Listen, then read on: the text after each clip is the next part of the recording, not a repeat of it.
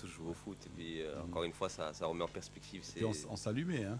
Oui. Ouais. Non, mais, mais je pense que excuse-moi, mais à Zenata, on avait des matchs le dimanche matin, c'était oui. le petit Zenata contre le grand Zenata, les Italiens, les Espagnols, c'était un mélange marocain aussi, mais on y allait. Hein. Mais tout récemment, nous, si on allait jouer au foot sur la place, c'est parce qu'on n'est pas d'infrastructure pour jouer au foot ailleurs. C'est que quand on allait jouer au foot dans la rue, on nous enlevait le ballon.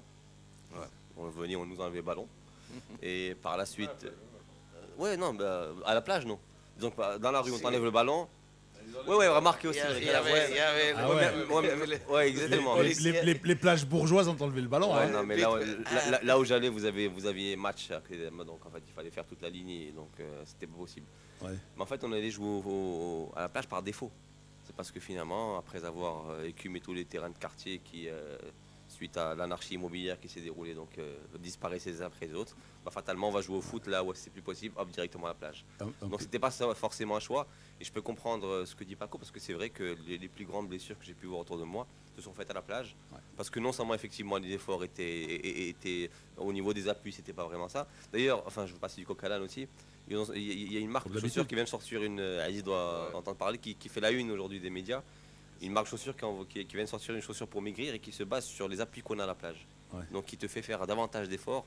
Donc c'est une marque de chaussures adoubée par les podologues, adoubée par les médecins, et qui en fait quand tu l'utilises n'est pas très stable, en fait elle te force à travailler tous les muscles. Tous les muscles et les articulations. C'est la marche sur les rochers aussi, la marche sur les rochers. Elle est non, cette chaussure c'est inspiré de la marche sur le sable. Sur le sable. Beaucoup plus souple. Exactement, sur le sable humide, à peine humide. Et c'est vrai. Non, mais je dis pour l'équilibre aussi. Moralité de la chose. Moralité. J'espère que tous les joueurs de ce championnat qui jouent en équipe nationale de beach soccer n'auront pas de bobo avant de reprendre. Ah bah oui. Là, surtout les joueurs qui vont jouer la Ligue des Champions dans Parce un que c'est mois. pas ce que nous a dit, ce que nous ont raconté nos deux amis hier, hein. Donc n'est-ce pas, Aziz? Non, mais parce qu'on parle de deux sports différents. Ouais. Si on essaie de jouer au football, comme disait M. Paco, Il faut si on choisir joue- l'un ou l'autre. Non, il faut choisir l'un ou l'autre, d'accord, mais c'est pas les mêmes techniques de jeu. Bien Donc, sûr. mais quand on veut jouer au football, tel qu'on le connaît sur le terrain de 110 mètres et de je ne sais combien de largeur, sur une plage, ça ne marche pas. C'est pas la même chose. Et quand on joue au beach soccer, qui se joue avec un ballon tout particulier, avec une technique Terrain toute réduit particulière, aussi. avec bon, la balle pratiquement tout le temps en l'air un peu, c'est du volleyball au pied, si Ouais, tu veux. ouais, Enfin, ouais, des sortes tu de- smatches la balle. Voilà. Donc là, il n'y a plus de danger, c'est différent. Mais finalement les appuis restent les mêmes, qu'on la porte ou pas Là, finalement. là, C'est avec la musculation, le travail. Mais les appuis restent les mêmes. Tu vois, non, Parce que, je veux dire, le joueur se mais si- déplace. Non, non. attends, je t'explique. Mais- Le joueur se déplace sans ballon. Oui, mais il se déplace En quand même. En beach soccer, il se déplace sans ballon. Non, il se déplace. Non, mais Au moi contraire, je fais très le bien, parallèle, cette je fais l'analogie entre jouer avec ce ballon et avec un autre ballon.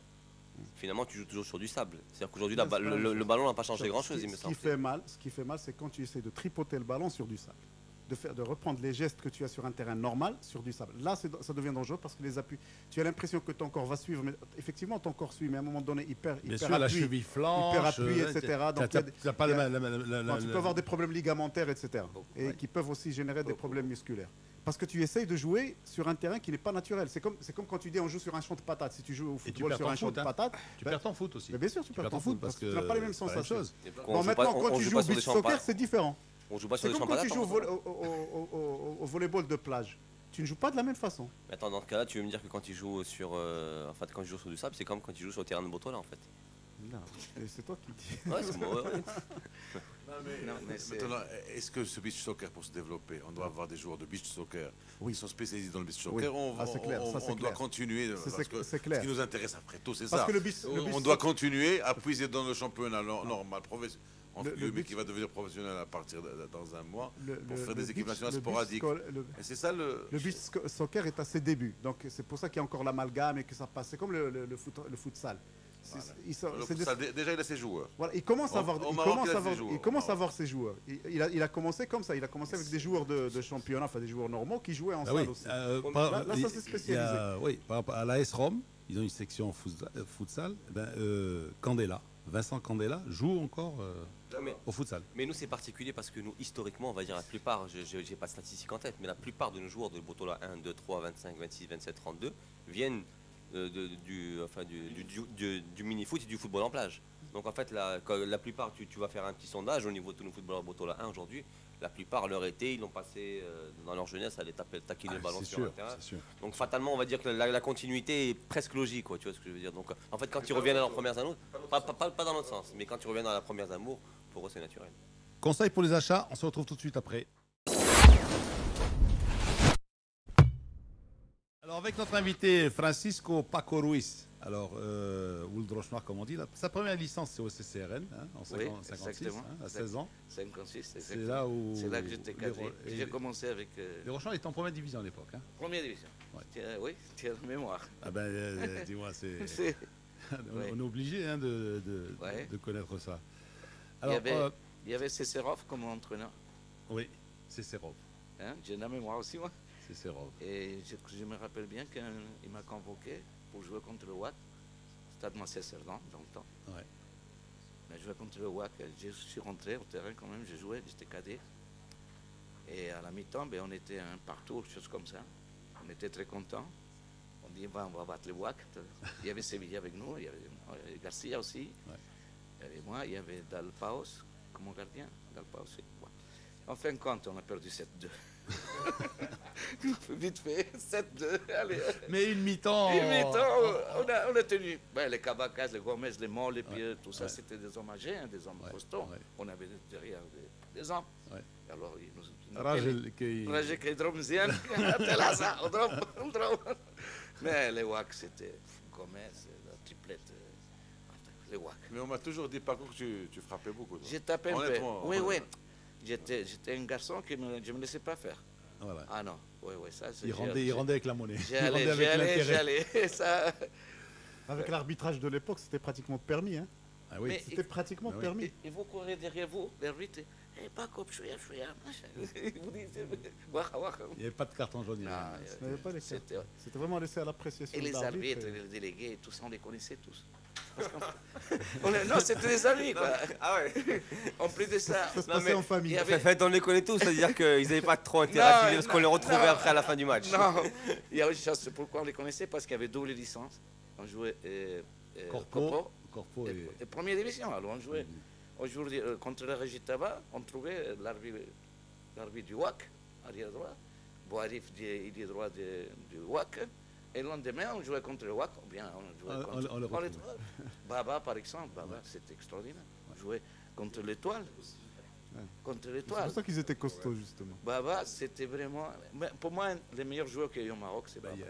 Il y avait Saïd et tout ça qui jouait double licence aussi. Tout le monde en jouait, tout le monde. Il jouait à l'ONE. L'ONE, l'Énergie, France Néant. Alors France, il faut qu'on parle... Zidalium, les matchs de quartier et le match de plage. Parce qu'il y avait aussi les matchs de quartier, parce qu'ils jouaient aussi pour leur quartier. Alors au Roche, il y avait une super équipe corporative, c'était France Néant. À l'époque, c'était les enceintes lumineuses, les premiers trucs. Bon, c'était nouveau, ça faisait très Las Vegas. C'est une boîte qui était au Roche Noir. Qui a un peu pollué le paysage. Guérini qui jouait à nous. Une boîte qui a un peu pollué le paysage. Elle existe toujours, je crois. Elle existe, oui, elle existe toujours. France Néant. Mais je ne sais même pas si. Non, c'est plus. Non, mais s'ils connaissent leur histoire. Non, je ne pense pas. S'ils connaissaient leur histoire, ils auraient une équipe de foot, c'est sûr. Aujourd'hui, ils doivent parler management. Ils sont sur le trend. Bien sûr. Ils sont sur le benchmarking. Ils sont plus sur. Et on était fiers, parce qu'en fait, au Roche, on était fiers des industries, des petits artisans, de toutes ces boîtes-là et tout ça. Autre chose, c'est la seule équipe, la première équipe qui a quitté le Maroc pour faire une tournée en France. En Espagne, pardon. C'était France Néant. Avec Mati, gardien, qu'on avait Mati. On avait Bouchaï, petit taxi de la Roche Noire. Il y avait une grande équipe aussi. Les surnoms. Bouchaï, petit taxi. Les Rajaoui, connaissez ça.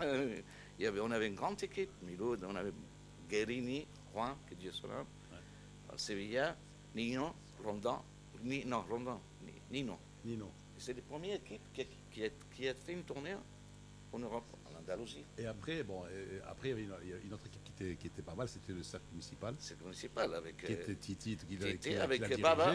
Avec Baba, tout ça. Baba, et c'était le Real Madrid, parce qu'en fait, ils allaient en Espagne, ils faisaient une tournée et puis gagnaient tous leurs matchs. 4-0, 5-0, 6-0 contre tout le monde. Hein, on était tous... Même des clubs de deuxième division, il est balayé. Et avec des performances pareilles, ces joueurs-là ne sont pas retrouvés professionnels dans les années 60-70. Si on était moitié professionnel, on touchait un petit chihaja.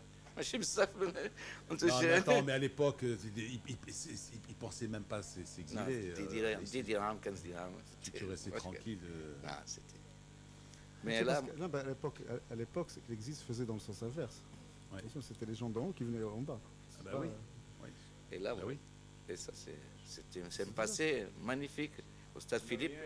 Il y a eu l'exode de professionnels marocains.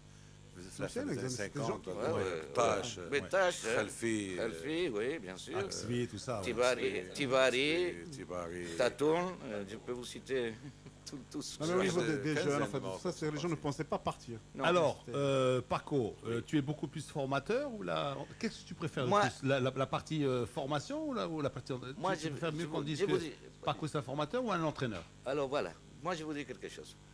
Moi, pour le Maroc, il faudrait être entraîneur-formateur pour le Maroc. On n'a pas besoin d'aller chercher un joueur en face chez l'équipe adverse, tout ça, puisqu'on a une matière qui est une première qui est très bonne. Et pour moi, c'était mon idée toute ma vie de faire jouer des jeunes, monter, m'installer à la télévision, voir les matchs, les Dolmi, les Itrami, les Bégar, les Magri. Que tu avais formé. Qui étaient avec moi, plus ou moins, que j'ai lancé, que tout ça. Et à ce moment-là, j'étais très content de voir ça, de voir mes joueurs. Et aujourd'hui, pas trop tard, c'est Free embarqué, beaucoup tard, je vous le cite, parce que moi, mon début, c'était commencé pas Bernoussi. Bernoussi, moi, c'était... Non, mais toi, tu as commencé comme entraîneur des juniors du Raja. Oui, attendez, je vais t'expliquer exactement.